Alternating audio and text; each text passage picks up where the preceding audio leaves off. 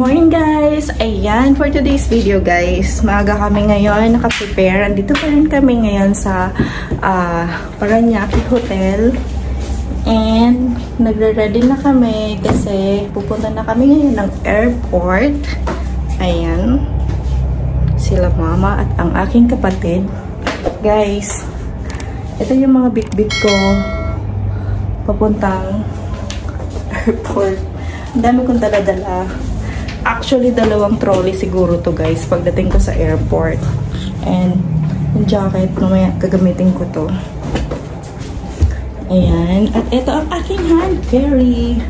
Dami kong bit-bit na box guys. Kasi nagpabili sa akin ng isang set ng karaoke. 2 box yung speaker plus amplifier. Tapos may 2 akong maleta. Ayan. And hindi pa ako tapos mag-ayos guys. Actually, yung pick-up time naman ng service namin is 4:37. Kaya, welcome time.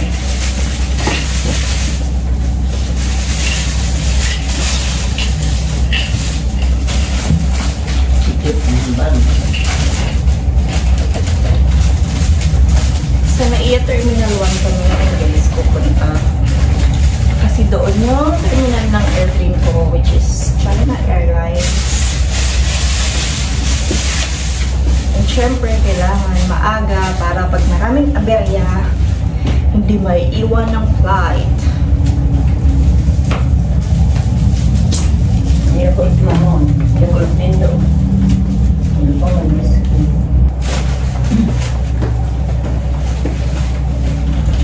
guys, nakalimutan ko, mag-room tour pala ako dito.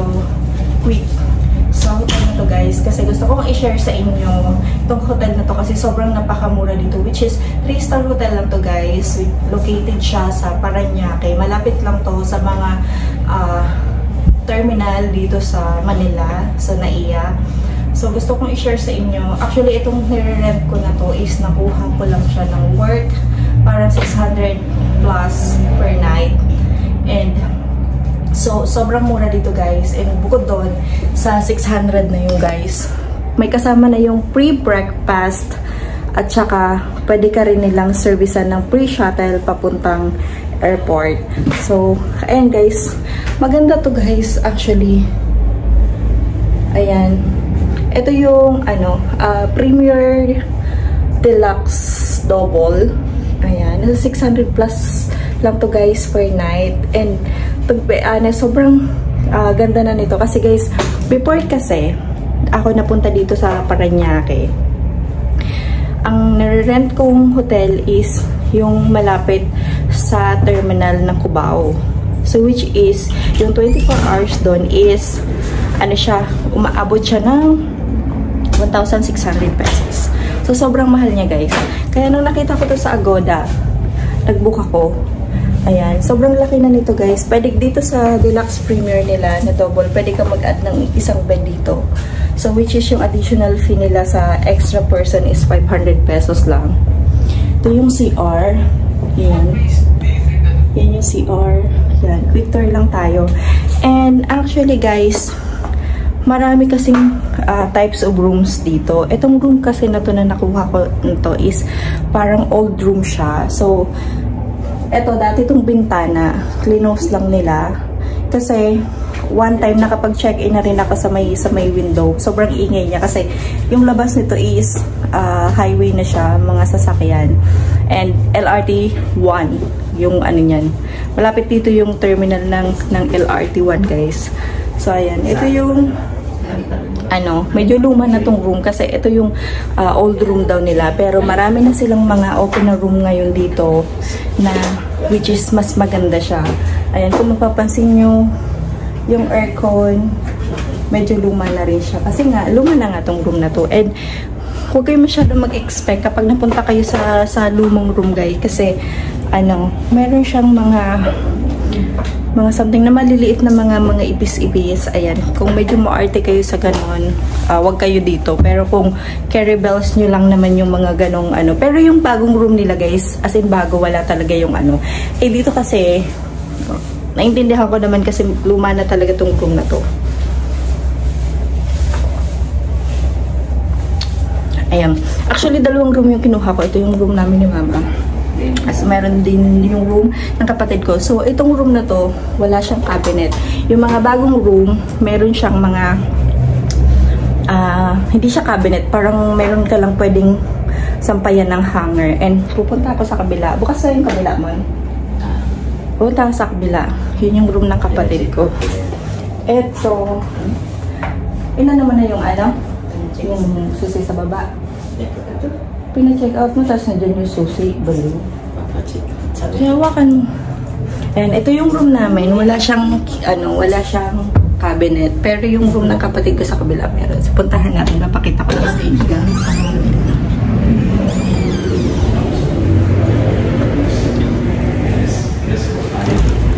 Ayan. So, ito yung room ng kapatid ko. Ayan siya, guys. So, lahat ng room, guys, dito sa site, malapit sa kalsada, sa highway, is mga old room siya. Ayan. Kung mapapansin nyo, kahit yung ano nila dito, yung shower, luma din. Mga lumang style na talaga siya. Ayan. Ito yung bed ng double. Meron din siyang mini ref. And meron cabinet to, guys. Ito yung difference nitong room na to. Meron siyang cabinet. This is my outfit for today. Tamang rubber shoes para comfortable. And yung jacket. Kaya pa rin po nga.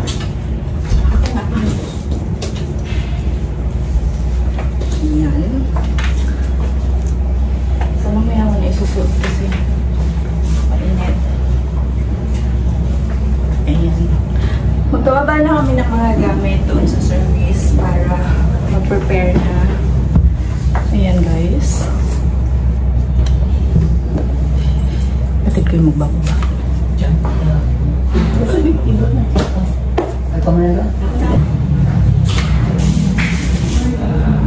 Kasama kayo, ma'am? Kabilang ko?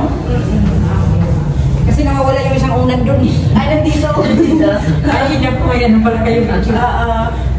Ay, ano ko, wait lang. Eto. Para, ano.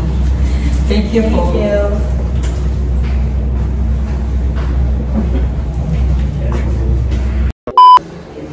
Ready to go.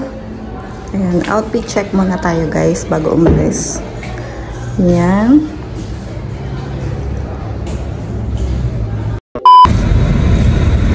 We're on the way.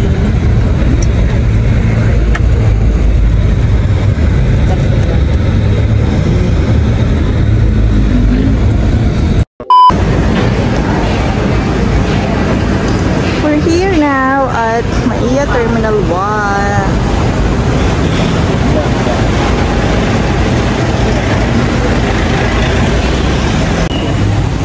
Bye. Say bye.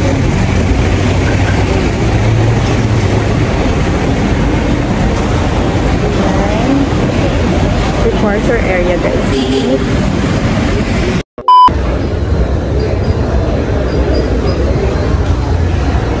Dito na ako, guys. Waiting na lang ako ng airplane.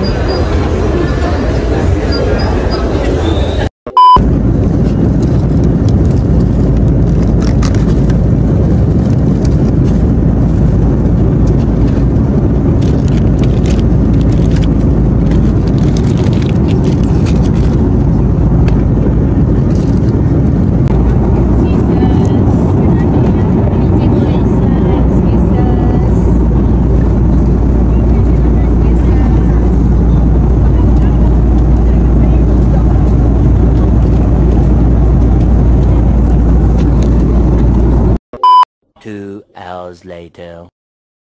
就要到了，请准备下车。This train is approaching Terminal 1.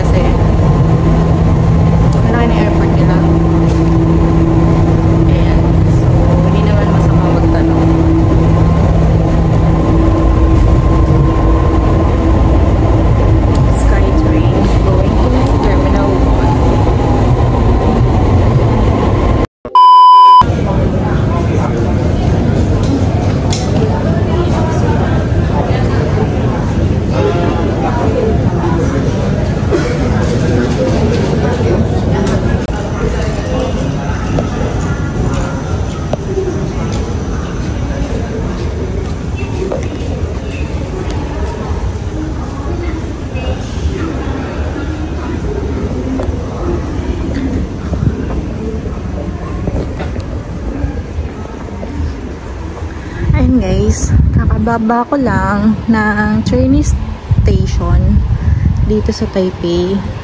And pupunta ako ngayon sa Taipei City Mall. Actually, ayoko nang gumala ng ng malayo. So, mag-aano na lang ako. Punta na lang ako ng mall. Ayan. This is Taipei City Mall.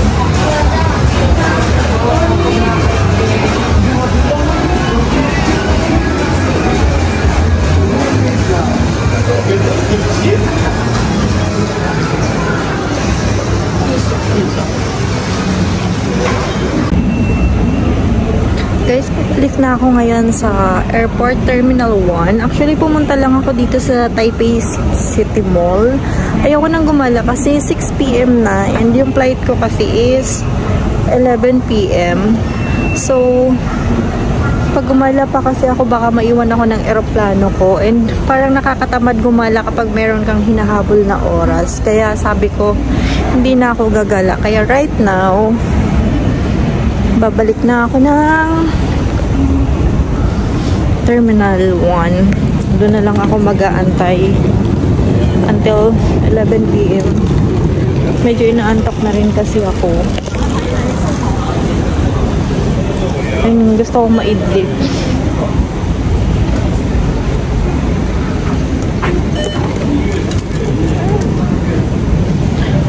Ayan, sasakay na ulit ako ng train, guys.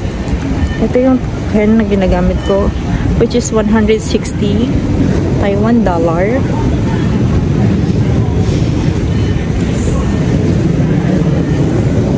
And express train. Dito tayo.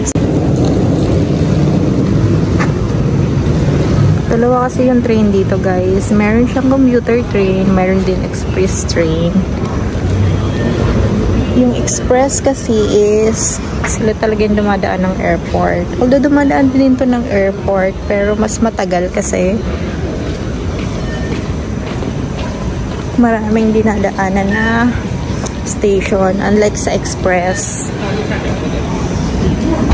parang 4 na station lang yung dinadaanan niya. Please hold on to the handrail, mind your step, and do not let go of the luggage. Ayan, pababa na ako ngayon sa express train. Actually, matagal din yung biyahe, guys, from Terminal 1. Siguro nasa 35 to 40 minutes kasi nakatayo ako eh. Punuan kasi siya. And walang upuan. Ayan. Ang dami niyang mga tao. And siguro 45 minutes ako nakatayo kasi nangawit yung pa ako eh. Ito, hindi ko alam kung saan ito pupunta. Ayan, express pala to. Pwede na pala akong sumakay dito. Pero mag-aantay na lang ako mamaya ng hindi puno para makaupo ako. Kasi, grabe masakit talaga sa paa, guys.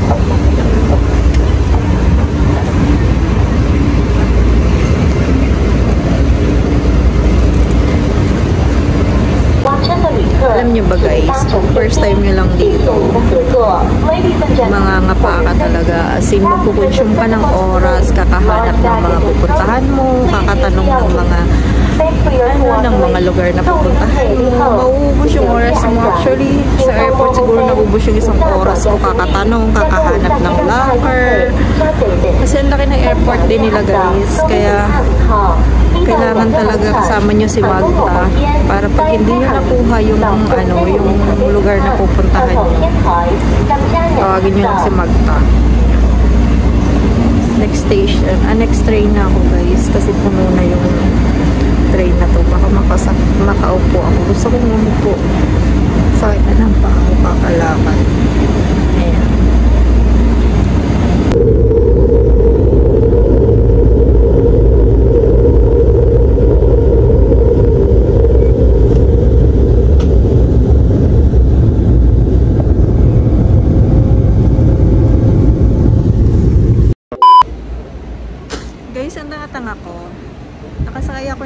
ng train kanina, kaya lang nakaidlip ako. Tapos nalimpungatan ako. Pagising ko, bigla akong bumaba. Hindi pa pala siya Airport Terminal 1. Kaya ngayon, sasakay na naman ulit ako ng train para bumalik doon sa kung saan ako bababa.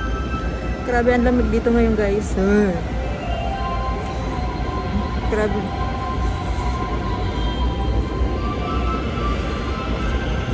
Pop-over nga ako ngayon. Grabe ang lamig. Sobrang lamig. Kasi super lamig sa taas. Kaya hindi mo rin na naisip na gumala ng ganitong panahon dito. Kasi sobrang lamig. As in, grabing lamig.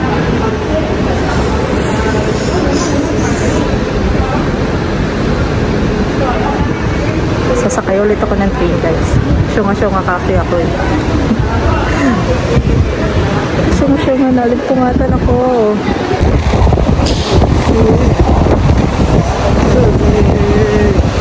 Dito, guys.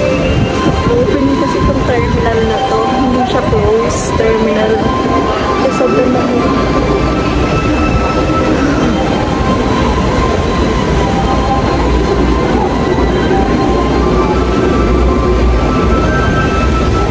Naninigas na yung mga graphic ko.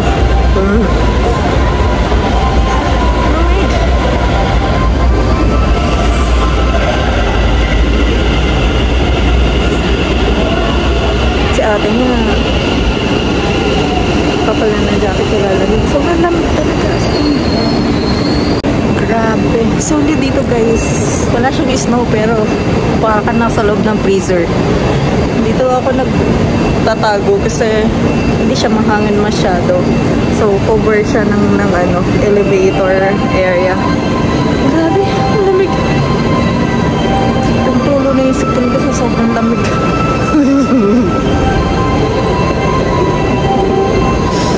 Ang lamig. Feeling ko nagpa-frozen na yung kamay.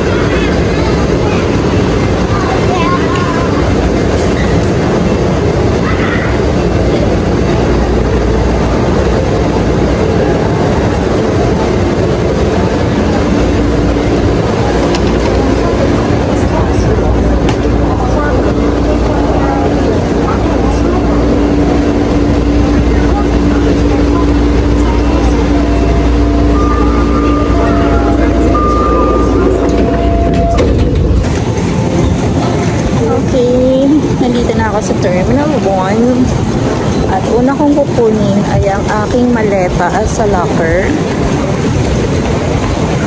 Ang lamig talaga dito, super.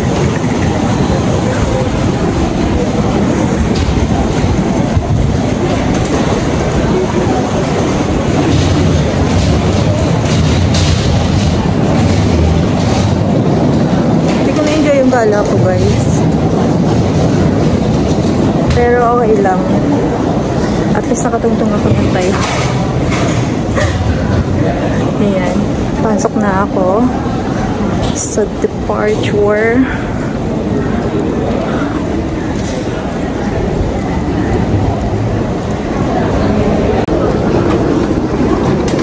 Kukunin ko na, guys, yung bagahe ko sa locker.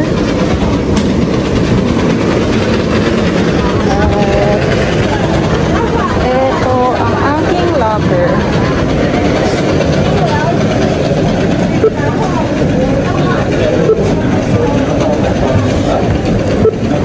Please press the personal identification number shown on your receipt.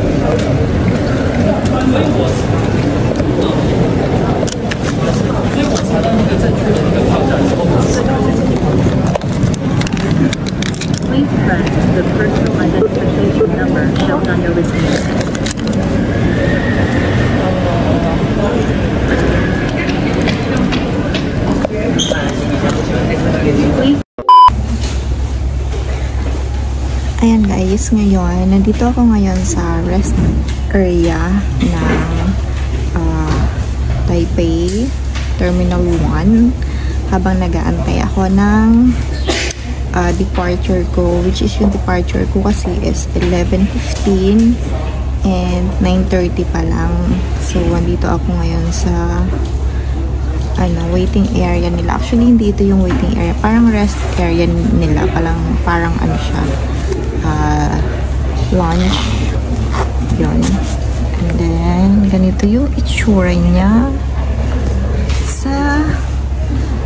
Ang ganda dito, guys. Kaso ang lamig. Nakadalawang jacket na nga ako. Pero nilalamig pa rin ako. Grabe lakas nila ng aircon dito. Actually, malamig kasi sa labas. Tapos, naka-aircon pa sila. Kaya parang sobrang doble yung lamig. Ayan. Ito ko ngayon. Upo. Parang upong pang kanto eh. Anyway. Gusto ko mag-relax kasi mamaya pag sakay ko ng eroplano, guys, mahaba-habang biyahe na naman ako. Siguro nasa 11 hours yung biyahe ko mamaya. Kaya nare-relax ko yung paa ko. And ito pala, guys, yung yung rest area dito sa Terminal 1 ng Taipei. Ayan. Ito siya, guys. Maraming upuan dito. Iba't ibang klaseng upuan. Ayan siya. And meron pa dun sa kabilang side, meron pa doon. Yan. Yung nakarang na yan, meron pa sa kabila. Pwedeng pwedeng matulog, ganun. Kasi sobrang haba kasi talaga ng meron kasing mga layover dito sa Taipei, guys, na sobrang haba. Katulad ko, 11 hours yung layover ko. And, ayun nga, yung plano ko kanina is mamasyal. Actually, guys, yung plano ko dapat is magbubuk ako ng Klook ng city tour. Kaya lang, sabi ko, wala kumbaga parang akala ko madali lang mag city tour dito. Ang layo pala from Terminal 1 going to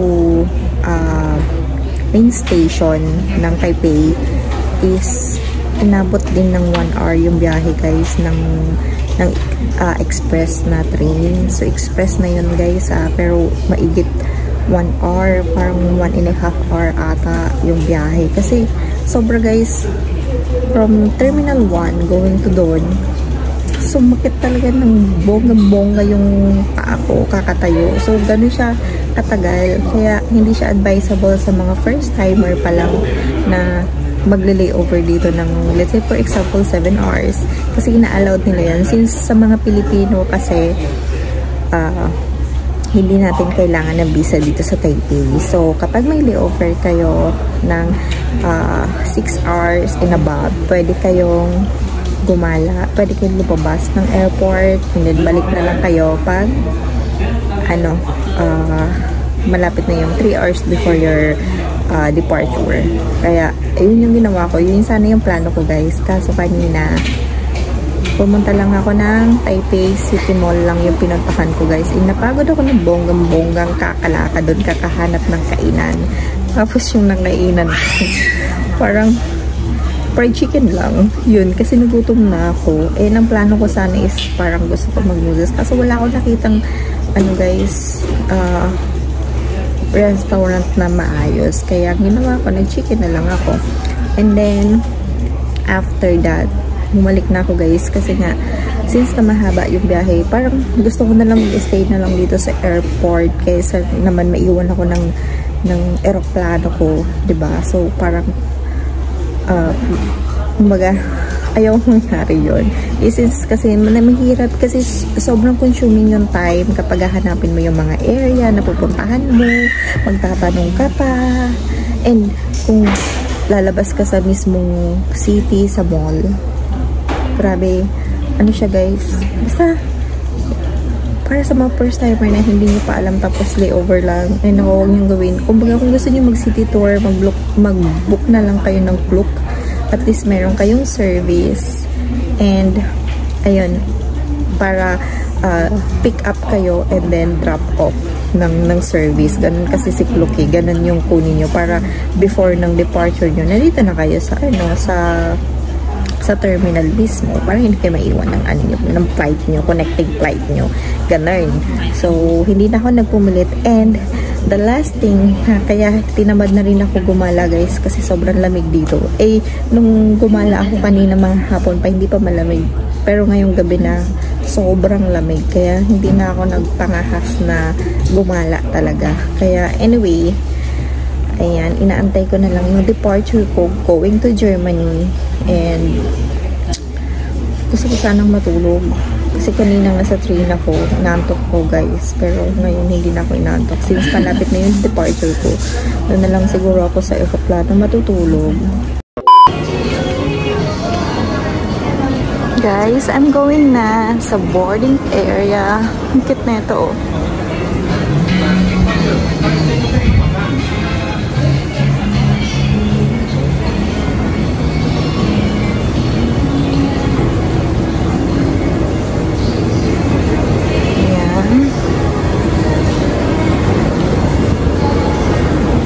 CR muna ako bago ako pupunta ng boarding kasi magta 10:30 na din and 10:30 mag-o-open yung boarding area. Where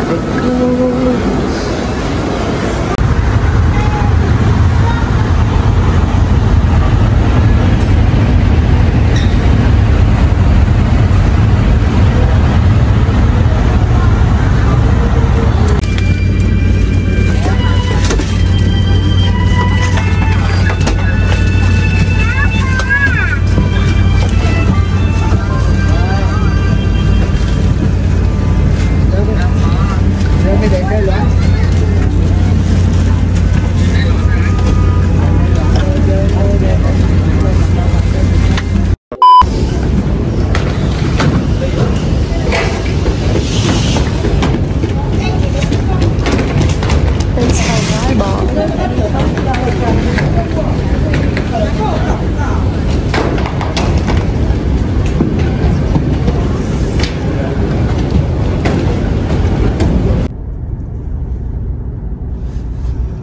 It's Frankfurt Airport.